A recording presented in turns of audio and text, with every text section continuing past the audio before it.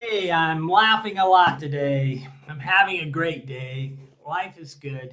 What time is it? It's 11 o'clock. I was just telling Rich that I've already talked to about 8 happy people today, and I'm in the country of Colombia. I'm not going to tell people except Patreon supporters where I'm living anymore because I don't want to share them. I don't want to share paradise with anybody that I don't think deserves paradise. Who deserves paradise? Only the happy, okay? Because if you take and dilute paradise with a bunch of, what do you want to call these people? Depressed people. You're only going to make a depressed paradise. That's one reason why I don't want all these immigrants to enter the United States is because you're diluting the success of the United States. You're taking it and turning it from the if those cultures were cultures that were highly successful, maybe like Germany or Norway or something, enter our country, they bring in success. If you bring in failure, you're going to bring in failure. But meaning that you have to leave your country, you're probably a failure, right? I mean, that's not the signal of success that you're trying to leave your country. Okay, today I'm going to talk about the philosophy of going the wrong path. I mean, I'm laughing about this all day long because I'm coming up with a lot of them. What I could do is make a whole book of these things. I'm always collecting different types of themes. Okay, but the philosophy of the wrong path.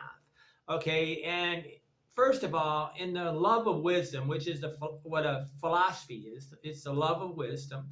And to be a philosopher is real simple. All you got to do is be somebody that likes wisdom, and you try to slice and dice it and understand how to learn the truth. Because a person that never stops trying to understand the essential truths of the world is a philosopher. And it doesn't mean you have to do this on a 24-hour basis, walk around with a cardigan shirt on and, talking big words. It just means you have to be a good person. And guess what? I don't really want to be like most people that study philosophy. They are some of the most depressing people I've ever seen.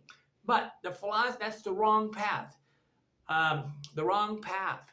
Okay, I'm going to tell you a funny story. When I first got sober the second time, I was sober for 3 years, then I got sober again.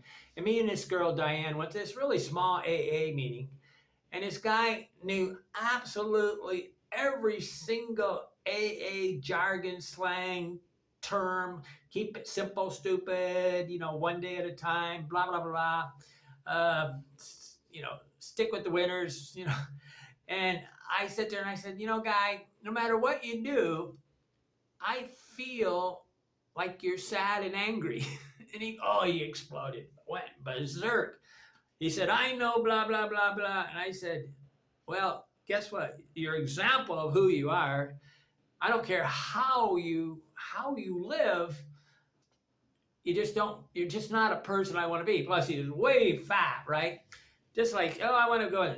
The first time I actually ever went to an AA meeting was in Bloomington, Indiana. I went to this meeting and it was just like, oh man, they were drinking coffee and smoking. This is when meetings were just like big smoke fest, right?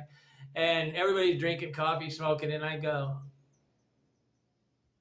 okay, if I get sober, I'm going to be like these guys. I go, well, that didn't work, right? I mean, I finally, it took me years to realize that I could go to different meetings and find the people that I wanted to be like, and I shouldn't just act like I should love a meeting because I went to a meeting. You got to go like 20, 30 meetings before you can actually find the kind of group that, but most people go and hang around with the depressed people because, they really want to complain, right? Okay, but this is why they're on the wrong path. Okay, the philosophy of the wrong path.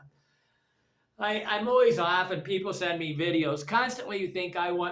People think I want to talk about travel, and I go, just because I'm an expert on travel doesn't mean I want to talk about it. The reason why I am an expert on travel is because I talked about it a lot already. Okay, but one reason I like people to send me questions because if I can make another person happy, that makes talking about travel fun. Okay, but if you're gonna get me to talk about travel anymore, you're gonna have to send me great questions, not these travel, brochure questions like what are the best restaurants in Lake Athlon, which is just just a no-win situation. You're not going to get me to answer those things. That's just not a challenging question. But that I always laugh at the people, because people are so fun, because you're going, why would you do that? Why would you do that? I was laughing today. I came out of a store, a supermarket, and I was sitting there trying to get the girl to realize the word for tinta, la tinta, which is the color of the ink. I said, as a universal thing all over the planet, the color of the, when you look at the price tags, it's always so faint you can't read it. I said, I was trying to learn the word for tinta, la tinta, which is, I looked it up in my, but I walk outside of the store and there's this like bag coming down from the roof. Well, when bags are coming down from high, in a lot of these countries, that means construction equipment, which means they could be dropping bricks in these bags. And I see him pull his like a backpack out of it, and he says, no, this is high technology. Okay. So his partner or girlfriend or wife or something up top dropped a rope, just like in the movie The Razor's Edge with Bill Murray. He's living in France and he's dropping this bag down, and they're giving him a bag full of wine, and he's dragging it up into his third floor thing in France. And it reminded me of that, which made me happy. And this guy says, this is high tech, dropping a bag like a bucket. He had like a bucket thing, or wasn't a bucket, but life is fun, okay? Because there's always something fun if you're observing the world. But I want to say I have never really found what I consider intellectuals. Okay, to me, I find a lot of people that want to be intellectuals. Okay, but I don't find actually people that have the intellect to wash away all the noise and say, wait a minute, the meaning of life. Okay, yeah, that's a pretty complex question. Yeah, we're going to talk about the meaning of life. Yeah, whatever. But can we make this, while we're doing it, enjoyable and fun? Or do we have to first talk about all the miserable stuff of life? They got a word for this, nihilism, I guess. And I'm like, who wants to read a subject about the dystopian end of the world? I mean, that's the least thing. That's what intellectuals do. It's like, guys, get a life, please. I don't find intellectuals, but I do know a lot of depressed people that want some sympathy. Okay, I'm going to describe all the woes of the planet, and I'm going to appear intelligent because I can identify all the problems in the planet. Well, guess what? It's not difficult to figure out problems on the planet. That's got to be one of the easiest things to do. Talking about the solution, though, in a happy way where people actually might want to listen. But I never start what's interesting on the internet. We've got this YouTube thing, we got this Rumble thing, and everybody's bound and determined to tell me a lie to get me to watch their video. And I go, can any of you guys just say the topic of this is mentorship? It's the topic of this is Plato. They got to say Plato was an idiot or something, or Friedrich Nietzsche, God is dead. You want me to sit there and think that's a positive way to start a video? That's really not what he intended, but they're hook and baiting you. They're hooking in you, and they never pay attention to anybody that starts out things with a negative or a lie. And that means you can't hardly watch any YouTube videos. Okay, sorry about that. And definitely the news is ridiculous. I think NSNBC, I was sitting there going, absolutely everything is like a weaving opinion, trying to tell me something's wrong with somebody. I know that they wouldn't have a business if they didn't have Trump to talk about. It's really kind of fun, though, to observe how many people want to talk about anger. Yeah, that's the intellectuals. An intellectual is going to tell us how to be angry at the planet. Okay, but why do they do that? I'll tell you simple. In my opinion, the reason why people talk about angry things is because it's much easier to get an endorphin, dopamine rush by being angry at somebody than it is to be happy. It's much harder to get an emotional happy rush, right? I mean, I got an emotional rush this morning. I was walking up the thing. I've been trying to flirt with this girl from, her name's Joanna, and she's really kind of cute. But she was wearing this one kind of tight dress. And I was like going, yeah. Yeah, Andy. Oh, what are you feeling? Oh, am I supposed to feel guilty because I think she's hot and attractive? No, that's pretty human, right? That's why we look attractive to females and males look attractive to females and whatever. It's so that we can find somebody that is compatible with us. I always laugh when a man dates this girl that I would never touch. I go, you just want to make sure she'll never leave you, okay? Because most men they got divorced or they had somebody. They're amazing how many men are damaged, okay? Well, of course, I'm only talking to men mostly about this. Women and men equally are damaged, and they are going to make sure that they never get hurt again, which means the opposite of love, right? You can't fall in love unless you can get hurt. But it's a rush to get angry. Wow, it's pretty hard to get a rush by going to the gym and pumping iron, right? Not quite the same kind of fast, immediate thing. You got to do work to do that. So, interesting. But the intellectuals are not even smart enough to be happy. I'll say that again. Most intellectuals are not even smart enough to be happy. Then when they talk, they try to sound like my father. And I go, you think I'm going to respect you if you act like my father? Or, well, my father didn't talk that way. But somebody else's father that was really serious, right? Talking about some serious father, I said, the whole goal of the world is to finally obey their father and feel like, so you listen to this wise person, it sounds like your father, and you obey him. And for the first time in your life, you did the right thing, okay? There's the problem here. You started out your whole life by disobeying your father, and you spent the whole rest of your life doing the terrible too. You're going the wrong path. The goal first is to find people that you want to be like. So never listen to anybody that you don't like listening to. Why would you listen to anybody you don't like listening to? And why would you? But why do you like somebody? Why do you like to listen? Okay, maybe I said that the wrong way. Why? Listen to only people that are an example of the person you'd like to be. Only talk to people that are the example of the person you want to be. Okay. If they're fat as a pig, I'm not going to listen, right?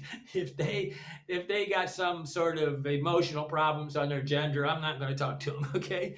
Don't get me wrong, if they're laughing and having funny in their joke, I'll listen, but I'm not going to.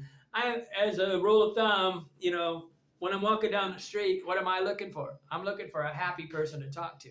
I was just talking. I love to talk about this because it's kind of amazing how many people think that they're supposed to go talk with miserable people. Is there some rule here? I can only talk with people as miserable as I am. Okay. Oh, that's the problem. You want to find somebody in the same pile of crap. In Al-Anon, they talk about the women will talk about they're really depressed alcoholic, and they'll say, well, he is a piece of shit, but he's my piece of shit. Okay. Talk more about you, but most people will talk more about what they read and less about what they observe. Okay. If you're only talking about what you're reading, that tends to be, especially right now, we're surrounded with things reading of problems. We're very difficult to find positive things. Healthline is a newsletter I read on health. It's pretty positive. Almost every day they give like a good recommendation on how to be healthy. But most of the things newsletter that come in, they come in with all these things, problem. Hey, tell me the solutions. Okay. But an intellectual is not somebody that cannot rise above. Intellect, spiritual, to rise above. A higher spiritual plane means to rise up above the fray, to go above the pettiness of the planet, right? That's the goal, to get up there above and float above it and be in solitude in any place you're at. Not to run from people. It's to be a happy-go-lucky person while surrounded by a bunch of angry people. Okay, don't get me wrong. But we were talking about this on the percentages. Every culture has a percentage of people smiling. Okay, like in Lake Atlan, Guatemala, where I just was at, it's about 1 in 3 of the Guatemalans. It's about 1 in 20 of the foreigners. Okay, and in Ukraine it was like 1 in, I don't know, 100. Nobody in Ukraine will smile at each other. It's considered to be a fool to talk and smile. Do some research. It's really funny.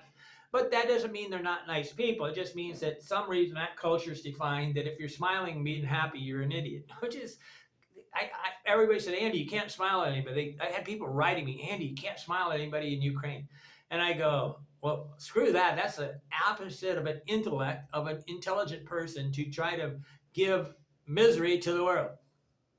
But they said, but you got to obey them. I said, I don't have to obey anybody. I said, I'm going to be a happy person, say hi to everybody, just like I do anywhere in the world. But I've got a 3-step hang program. 3-step hang program. Hang around program. 3-step hang around. When you go to find somebody, if you want to be happy, and this is why they're going the wrong way, they don't do this. They go and hang around with the wrong people. First things first, if they're not smiling, why are you talking to them? If they're not laughing already and being vivacious, why are you talking to them? Why are you starting a conversation with somebody that's not obviously somebody that would make the world a better place? Okay. Then the second thing, you listen to their tone of voice. I mean, a lot of people can be smiling, have a real cynical time. I had these 2 drunks that were up at about 4 o'clock in the morning. These British boys over in near the border of Burma, Myanmar. So let's just say Myanmar, but everybody calls it Burma there. And they were up all night. I said, you guys are gay. You're sitting there talking all night about 4 o'clock in the morning. I said, what? Why would 2 men sit around in the middle of the night at 4 o'clock blabbing to each other? I said, but they were having great pride in being sarcastic. And I go, that doesn't make any sense to me. You want to be sarcastic and cynical and angry, and that's a good thing. Okay, they're going the wrong path, right? You want somebody to make you happy, and a lot of people have never been happy in their life, so they don't know how that feels. Okay, and they don't give themselves permission to be happy, because the minute they started goofing around, their father or their mother started hollering at them. Gee whiz, parents, they really can be I don't know, they ruin your buzz, right? I mean, it's not a good thing when a parent hollers at kids for having fun. Okay, I get around people and kids are making a bunch of noise and people are start hollering at them, and I go, hey, they're having fun. Never discourage fun. Okay, encourage fun. It's B.F. Skinner's operant conditioning. You encourage what you want them to be like, and you discourage what they don't. So yeah, if they catch them stealing, you give them a swat on the butt. But if you catch them smiling, you just say, hey, what's going on, kids? But the 3-step hang around program, if you hang around with what you want to become, the example of what you become, that's why people are going, they got all these friends that they don't even like. And you're going, man, how could you have all these friends you don't like? I just got rid of a business of a bunch of people that I didn't really want to hang around with. And I was really happy to finally destroy this, because I decided that I was ashamed of what I created. And I tried and I tried and I tried and I tried to get rid of the angry people. But that's what social networks are, is because they don't have any friends offline. Therefore, they have to go get friends online. I mean, I had somebody tell me I needed to find girls on Tinder. And I said, that's the last place I'm going to do it. I said, good place to find a prostitute. Okay. Bad place to find a girlfriend. Okay. I mean, prostitutes are infiltrated in all these groups. I mean, anything online, 90% of these girls are fishing for an idiot. Okay. But the first thing to hang around is if you want to find somebody to hang around, you look and see if they're smiling. That's the right path. Okay. Come on. United States, 1 in 7 people are laughing. Even in New York City, where they're absolutely owneriously angry all the time. They get along in Jamaica because they're just like Jamaicans. They all have, anger going on, blah, blah, blah. There's angry countries, okay? And the second thing you do is you listen for their tone of voice. And if you get sarcasm, just say no. No smile, just say no. If they start a subject that is angry and not inquisitive and curious, just say no. And the fourth is less is best. In a way, I don't understand. Everybody continually tries to handle more than they can handle. Why would I try to do more in a day than I can do? So I just feel depressed because I didn't finish anything? That's the wrong path, isn't it? The wrong path. Just say no to doing more than you can actually do in a day. When anybody tells me they're busy, I go, I really shouldn't be talking to this person. They continually tell me they're busy, meaning they're highly disorganized and they're not in control of their life. They're depressed. Okay, I'm never busy. I have so much time, it's ridiculous. I probably watched 5 shows of Young Sheldon yesterday. I really like that show. It's really funny. But the happy people, and this is the problem, if you want to go find somebody to hang around, find a person. Can you identify the person? Then can you put a mirror next to you and compare yourself to them?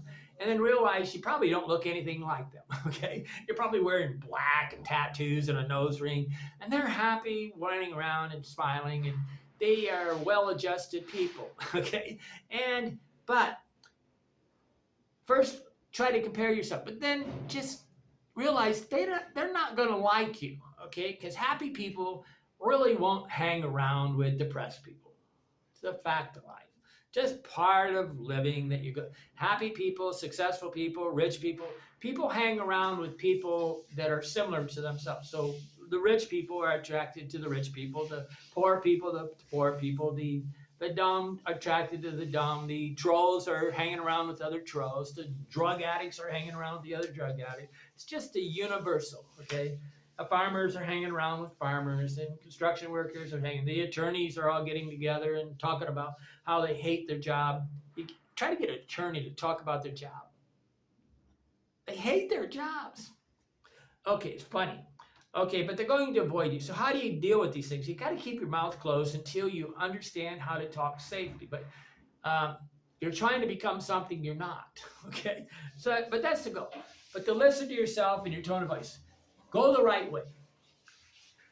The right way is to have a voice, a tone of voice, and a smile that makes people happy. Then you attract happy people. The wrong way is to have a get the hell out of my way look on your face.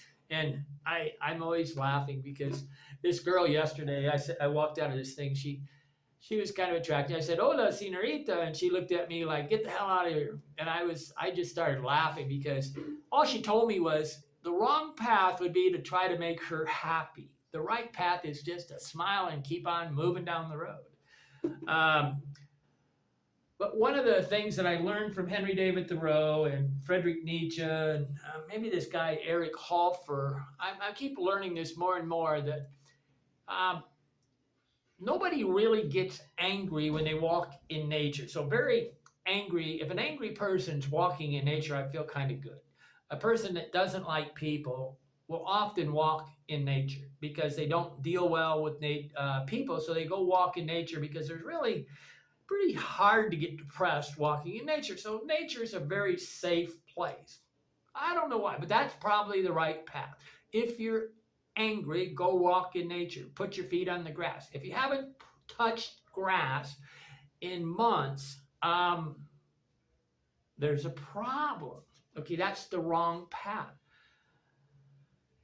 We got to get smart. Intellectuals have to get smart when they're talking to angry people so that they don't get hooked into these conversations with, it's called a dysfunctional hook.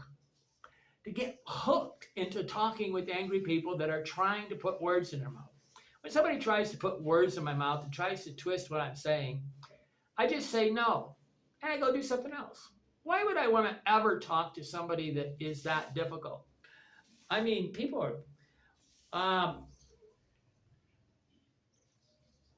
you got to go do something, though, that you can't blame on somebody else, okay? So when we do something positive, we want to be taking responsibility for it. We don't, what I'm saying here is if somebody tells you to go for a walk, probably not the right thing to do, okay? You got to take and make a decision on your own to go find your happy place so that you can say, I made that decision, so you can have the pride in it.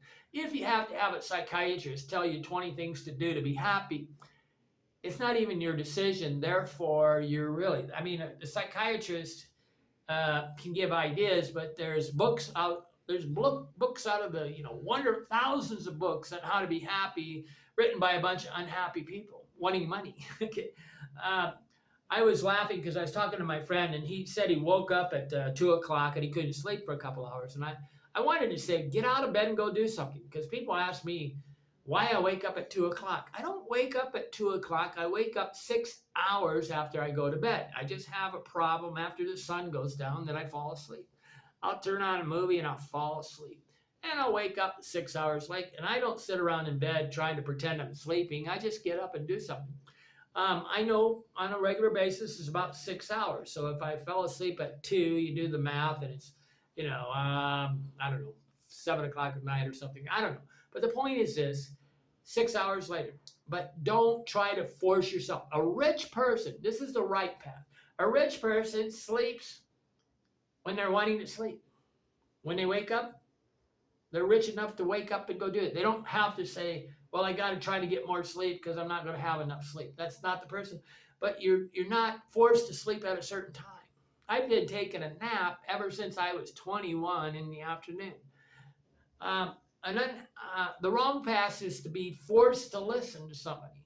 I mean, how often are you forced to listen? I have people that are funny. They are so funny. They get angry when I say something in a video, and I go, golly, there's absolutely nobody forcing you to watch my videos, right? And they get angry. How did you get angry? The reason why they're angry is they're really angry at themselves, and just like every dysfunctional person, they have to blame the messenger. Okay, get a life. I told Debbie this 3-step program. It's like, listen up, shut up, grow up. That's a 3-step program. Okay, but really what I want you to do is hang around with happy people that smile, have a tone of voice, and are not talking about negative subjects. That's the secret to success. You can always be happy if you're in an environment that is happy. Just makes sense. People can be propagandized. You can put a person in there and only give them information that you want them to know. This is why the propaganda that's happening to the children in the United States right now means that I can, if I have to have a transgender teacher being the example of the perfect human for my son, not in this life, never going to happen.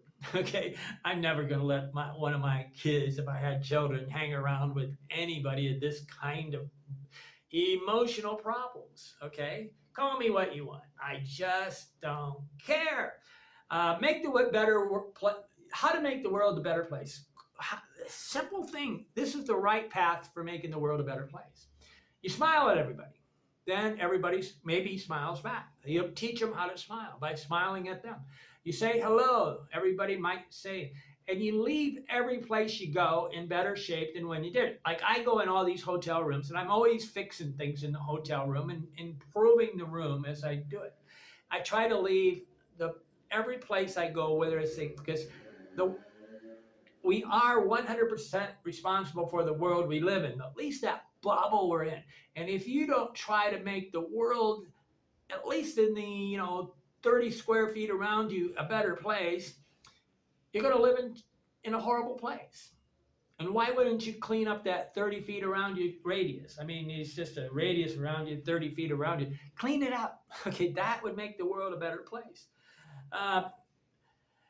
What's interesting is somehow people, they work really hard to try to buy time to retire, and they don't even have to work to have time. Time is free, okay? So if you really want retirement time, you stop working, okay? You don't work to have, they like to call it the deferred life plan. You're never going to have a life until you're retired, and then you're too old to have a life, right? How can we define a person as smart and intellectual when they concentrate on explaining the miseries of life? That is not intellectually on a higher spiritual ground. That you're not obeying any higher laws. Henry David Thoreau, in his chapter on higher laws, I think it's chapter 11 in Walden, he says, yeah, I like to go fishing and whatever, but I kind of arrive at a point where, why am I hunting and fishing, and why don't I go to a higher plane, right? And I kind of agree. Why, something can be okay, but you can still be a little more okay, right? And talking talking too long about what is wrong with the world is wrong thinking. That's when they're on the wrong path, right? You're on the wrong path if you're spending all your time talking about what's wrong with the world. If you talk about all the time about what is right with the world, then you'll be concentrating on finding the things that you're talking about. Okay, whatever you talk about is what you find. It's like these guys that send me. I don't know how many people send me videos of Philippines, and I go, okay, I have nothing to do with prostitutes. I said, why are you watching videos about Philippines and Thailand? That's where all the prostitutes hang out. Okay, I mean, I get people continually send me pictures and stuff. I go, the minute you bring up Havana, Cuba, Medellin, Colombia, Sosua, Dominican Republic, Pattaya, Angeles City, Philippines, I know all you're thinking about is prostitutes. Just because you can pretend all you want, okay? It's the wrong path. The mind is a box full of ideas. So we have this mind, right? Okay, and it's a box, and you can put in things. I'm going to insert one negative thought. I'm going to insert one positive thought. And the things that you feed into that brain is what the brain becomes. It's like a little teeter-totter. And the more negative thoughts you got, the thing. So I was really feeling very suicidal one time when I was riding my moped to this halfway house and then to an AA meeting. And I was, it was wet snow and I'm in a moped. It's dangerous. I'm scared. And I went to this meeting and this guy that I really hated goes, Andy, you know the secret to happiness? He goes, do more things in a day that make you happy than things that make you sad. And I hated that guy, but golly, that was great advice. I was sitting there going, I have to work actively to be on the right path to what things that are making me feel fulfilled and happy, and less on the path of things that making me feel like I got a hole in my chest and the world's coming to an end. Okay, but you got a box in your brain, and you can literally make a person depressed. I sometimes will sit with a girl and I'll start describing the waves of the ocean and the sun blaring down. We got this warm feeling and the breeze is coming off the ocean, and they go, man, keep it up. But I said, you can do it to yourself. It's sort of self-masturbation, right? You just give yourself a world. This is kind of the Peter Pan thing, is that you got to find your happy thought. If you don't even think about finding your happy thought, all you're doing is reacting to life. You're going from temptation to find a happy thought. Make a choice. Intellectuals will go on and on and on and not talk about their feelings, okay? And I go, guys, please, will you once use the word feelings, okay, emotions? I mean, Henry David Thoreau, don't get me wrong, he's one of my heroes, but he seems to evade the whole issue of feelings, right? He doesn't say, well, he describes a happy day, but he won't say, man, I felt like I was in heaven, right? He doesn't see that. To get really specific, I was happy all day because if you say that when you're happy, then somebody can copy it. Then they can say, well, that was a thing that made somebody happy. Okay. Philosophers not talking about feeling, and they only talking about misery. You gotta shoot them in the head. Get rid of these people. Leave them. Just step out the back, Jack. Find a little plan, stand. There's no reason to be with this type of person. I'm always laughing at the fat people talking about food. And I go, that's the wrong path. If you're talking about food, I try to give an example. If I started talking about Heinekens and gin and tonics, heavy on the lime and light on the tonic, would you tolerate that? I mean, I'm a recovering alcoholic. I said, wouldn't you think maybe Andy's going off the deep end if I start dwelling on alcohol and talking about it, bringing it up, celebrating it? And saying, look at this Heineken, it's got those drips of water off the thing. And we used to call them skins. We used to call it gin and tonics, heavy on the lime and light on the tonic, meaning that you just have gin left over because it's just a lime is, so you heavy on the lime. It's fun. People like to hear their name. The person that cooked my food today is Jessica. The girl walking up the thing was Joanna. The girl that served my coffee over at this one place at Tinto was Lancy. The girl at the drugstore is named Victoria. No, Vivian. Okay. When I'm up top, I was talking to Diago. The two women that work at the reception area are Luz Darty. If you don't care about the world, the people in the world are normally the people that make you the happiest are people. The people that make you the angriest are people. But if you don't even give them a chance, but people like to hear their name. That's How to Win Friends and Influence People, Dale Carnegie, right? That's the first thing. This whole book is really simple. You basically say the persons all the time and you listen. That's how to make friends. I remember Dan Welklin in college. We always talked about this one guy, and he says, yeah, he got to be 21 and he finally realized he had a body. I mean, there was this one guy with zero muscles. And you're going, hey, I'm 50 years old and I have a body. I might want to take care of it. Why would I take care of my body? Well, if I took care of my body, the right path would be to take care of my body so that I'm pleasant to look at, fun to talk with, don't annoy anybody, I don't smell. These are really good reasons to take care of your body. But I will tell you that I don't know what to do about the issue of sex. As far as I can tell, people will do about anything for sex, okay? They become the stupidest, dumbest people. I remember this guy sitting on an elevator one time. He says, I never tell a girl I love her. Every time I do, I buy him a $185,000 house. And I was laughing at him because he was very honest. But he said he'd been married 3 times. And he said, I have learned not to say I love you because it always cost me $185,000.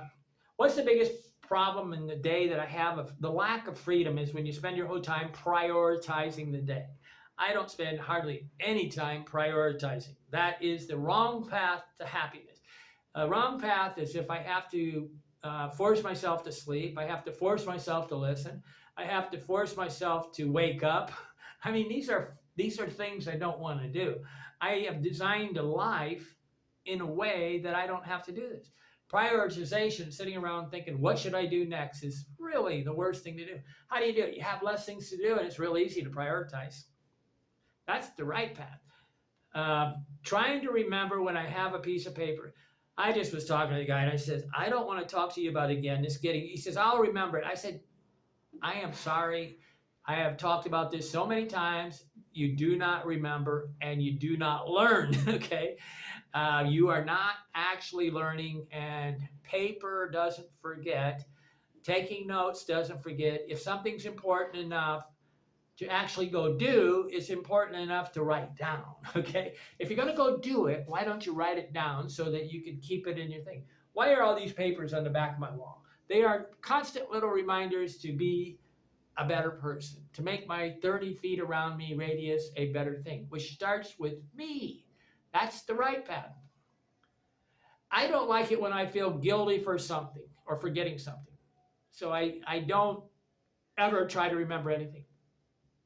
I have no willpower at all. I don't even possibly dream about having willpower. I have only the ability to make a decision that keeps me away from temptations. Willpower is something for, I don't know, that's like a military thing or something, I think. Universal wrong path. If you eat sugar in the morning, you'll be hungry all day. Now, I just said that. Now, the person that's thinking, which is only 1 in 20, will make a decision. Is that right? If I eat sugar in the morning, guess what? You can go experiment. Don't eat any carbohydrates or sugar or anything that's monosaccharide or disaccharide or anything that's remotely carbohydrate, sugar, whatever, in the beginning of the day, and you'll find that you're not hungry all day. Now, how can you just got to do experiment. But are you too lazy to even try to do that? Are you just wanting to be entertained? See, we have 5% that actually are making a decision, 5% are processing, the other 90% just want to be entertained by listening to somebody talk. That's the wrong path, guys. That's not the reason to spend time. If you just want to entertain, turn up Metallica at full blast. I've been having this conversation with many people. I do believe that people can sit on an assembly line at Chevy or Ford or something, or sit in a factory and turn up the music in their head, and there's nothing going on there. Okay, there's people that literally can shut their brains off. They fill it up with volume. I'm always acting like say, if you have nothing in your brain and you're not thinking, then sitting there watching the TV, smoking a joint with the music on really is loud is kind of a good thing. Okay, but people that drink a lot, smoke a lot, what are they trying to do? They're trying to shut off their brain, right? Try to have an experiment to see the sugar thing. That's what action does. If you're not going to talk about something, write it down. If you're going to write it down, do it. If you can't do that connection, you're just a person putting in your time, right? You're not even in the genetic pool. You're on the wrong path. Get out of the pool. Please do not propagate your sperm. I've been laughing. I was taking some notes on this, and I realized that scrambled eggs, I get scrambled eggs every morning because I can't teach them how to make overwell, whatever. They just can't get that done. But they always give me scrambled. I put a bunch of pepper on it, and I eat it. And I go, man, this fork don't work. A spoon is a better way to eat scrambled eggs. Wave at people. It's a better path. Why would you wave at people? Well, for one thing, it makes them happy. People often laugh at you, and it makes the world a better place. And it's a signal of friendliness, right? Seems like the right path to me. That's the end of my list right now. I'm going to make videos on this all the time because people are continually doing the wrong things, okay? And in a way, I have a remainder man theory that says if you remove all the negatives from your life, what is left is a positive. And that is a lot easier than trying to identify how to stay positive. It's really not to allow anything negative into your world. And that's where the intellectuals are missing the gap. They are miserable people talking to a bunch of miserable people, talking to a bunch of miserable people, making more miserable people, because really what they need to do is obey their mother and father and get it over with, okay? If you do the right thing all day, you don't feel guilty. Okay, and when you're always trying to avoid doing the right thing, it's like avoiding mom and pop, right? And so many people are still trying to live out that childhood, right? Where for just one time, I'm going to do all the right things. I'm going to go to school. I'm going to do my homework, and I'm going to prove. And you're not working for yourself. Your mother and father are still running your life. Okay, grow up. Grow up means that you make your own decisions. I had a person that was telling me yesterday how negative or how he didn't like Henry David Thoreau, and I go, hey, what was cool about Henry David Thoreau is he just said, I'm going to go do what I'm going to do, and I'm not going to be involved with society in the least because they're just going the wrong way. And that makes me proud of him because he went to the woods and lived by himself. He told all the intellectuals, he told all the farmers, he told everybody, I'm going to do what I do, and I'm not in a desperate haste to succeed in desperate enterprises. I'm going to walk to the sound of a different drummer drumming. Okay, find the right path. And I hope I've given you some good examples of how people are going the wrong way. But the first thing I really want you to do is if you see a person walking with sunglasses and a huge dog, that body language says they're angry. You don't need that body language. The glasses says I'm avoiding looking at you. The dog says I got something to protect me because I'm weak. That's an angry, aggressive person. Okay, now let's get back to the real thing.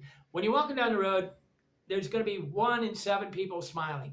You don't talk to the other 6. You only go up and start talking to the funny, laughing one. Sometimes it's just the old person. Sometimes. But men will spend their whole time trying to dog a woman that doesn't want to talk to them. Hey, if a girl's laughing, you talk to her. If she's not laughing, you don't really want a girl. You don't want to sleep in bed with an angry woman, do you? 50% of the people cannot make a choice on how to stay married, right? And then they want to tell everybody that they're happy. And I go, you won't even admit that divorce is a failure. You won't even admit that your divorce is a failure, so you're obviously on the wrong path. I mean, if somebody doesn't say, "Hey, I failed at the first marriage, I'm gonna try to do this better the next time," and try to say, "What responsibility do I have?" Most of the time, I find that men are not good at negotiating with women, and they negotiate a bad contract. When any relationship is a contract, in young,